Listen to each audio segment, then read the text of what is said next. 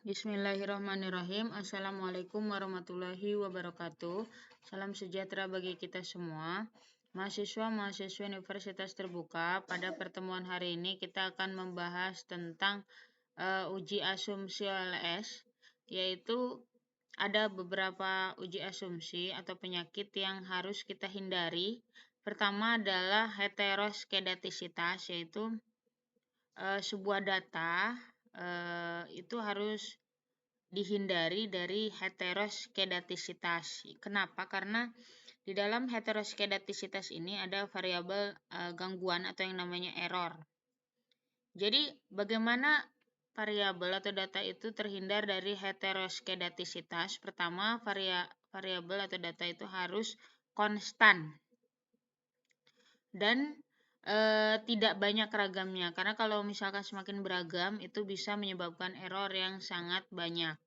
Kemudian yang kedua adalah penyakit yang kedua yang harus dihindari adalah autokorelasi, yaitu korelasi antara variabel gangguan satu observasi dengan variabel error yang lainnya.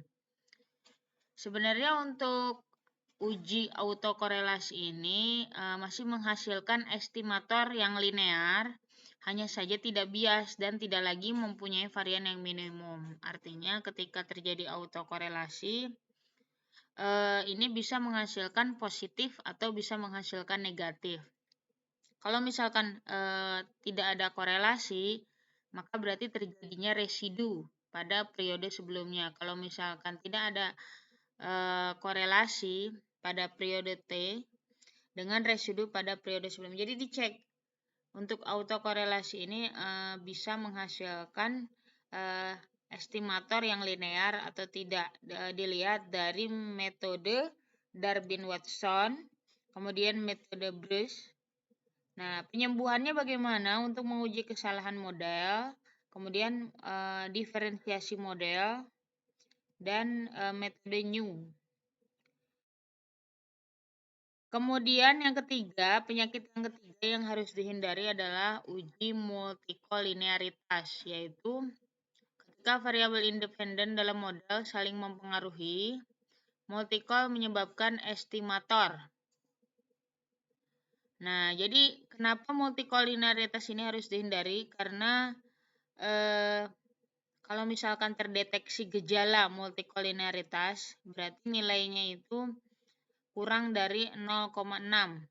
Jadi kalau misalkan lebih dari 0,6 atau mendekati 10, maka tandanya tidak ada multikolinearitas atau terdeteksi baik.